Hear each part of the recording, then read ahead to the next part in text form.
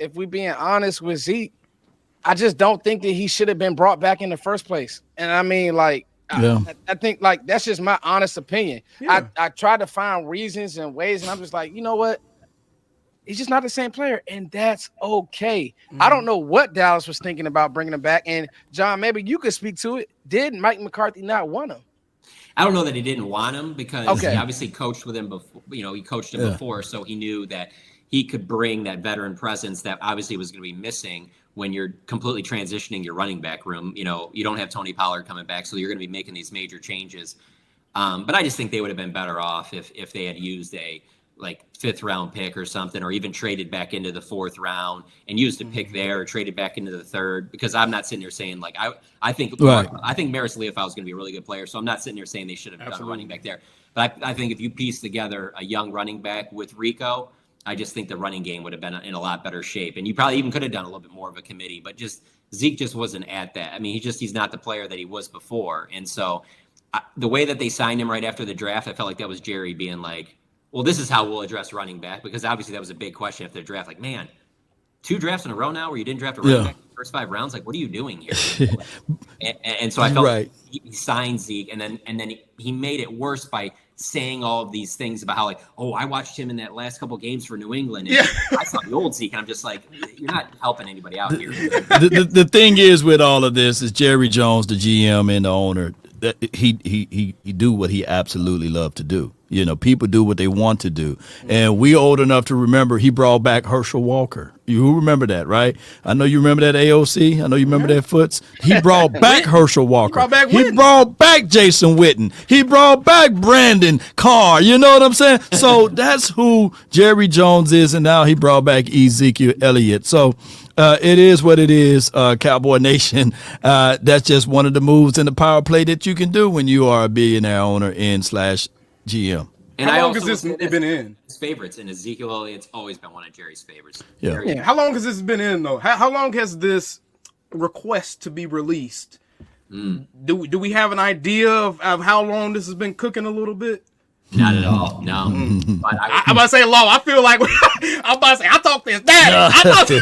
Hey, his pops wasn't happy like a quarter of the way through the season. He was very, very, very vocal about the issues that Zeke had.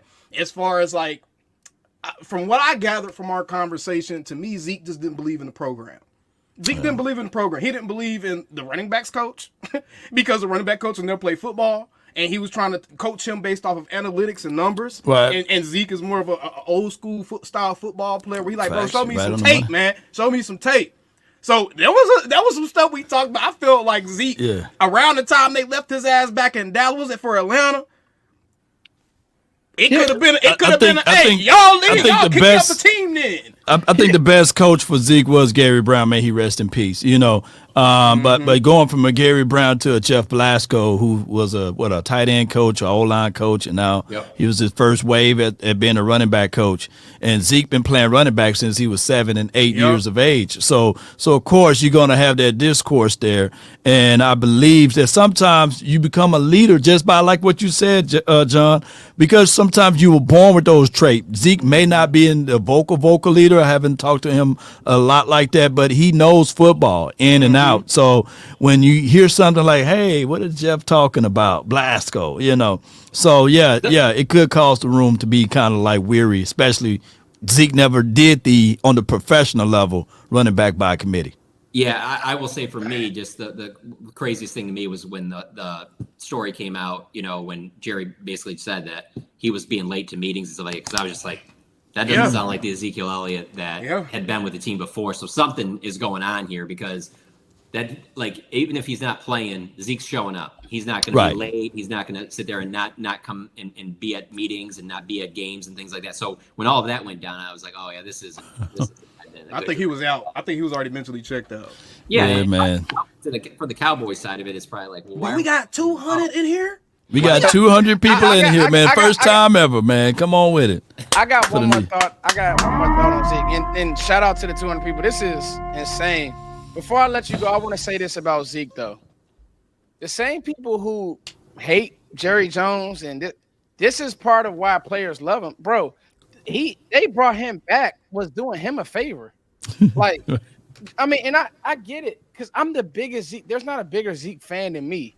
But the Cowboys did not have the wherewithal to say, man, he just can't play anymore.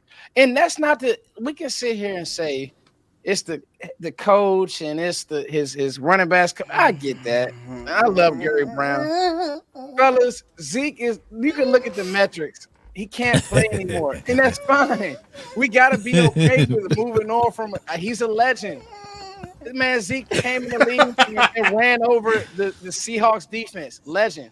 But in 2024, Zeke can't play anymore.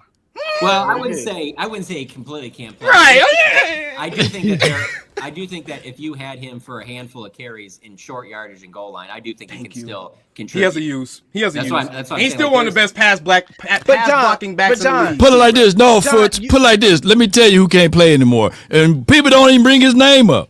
Who's that? Cooks, what happened to him? What happened to Dalvin Cook, man? What happened? What kind of injury he is? Man, hey, he just disappeared. We gonna call him Ghost from Power. And what happened to him, man? What happened to the Dalvin Last Cook? thing on the Zeke thing, Law, John, Foots. Which playoff team could he go to? Would you feel away if he went to the Eagles? That's where I want to get to. Because y'all know that's a hot topic right now. Would you feel away if he went to the Eagles? I think the Lions is the one that makes the most sense because David Montgomery's gone. And there was a series a few weeks ago when the Lions played the Bears. And on their first touchdown drive, they got first and goal from the 1 and tried to do the goal line stuff with Gibbs. And he got stuck. Right. And then finally on 3rd and 1, he scored.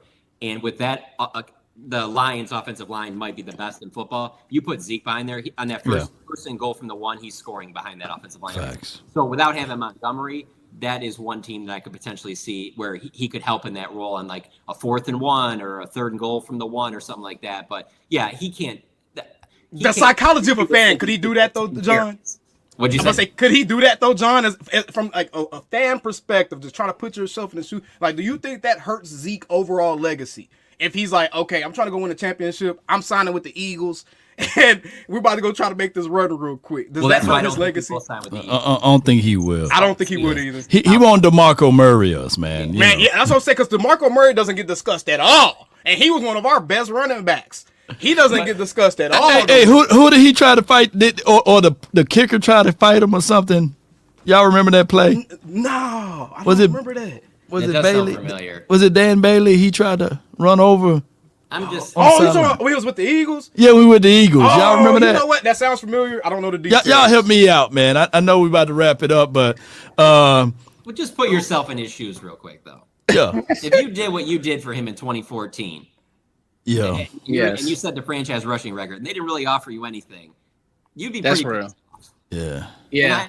You might even regret that to this day, looking back and be like, yeah, I should have went to the Eagles. I had this built up with the Cowboys. He should regret it because don't nobody talk about him no more. But he absolutely helped Derrick Henry out when he went to Tennessee. Though. Yes, he did. Yeah, he helped Derrick Henry. That was a good 1-2 punch.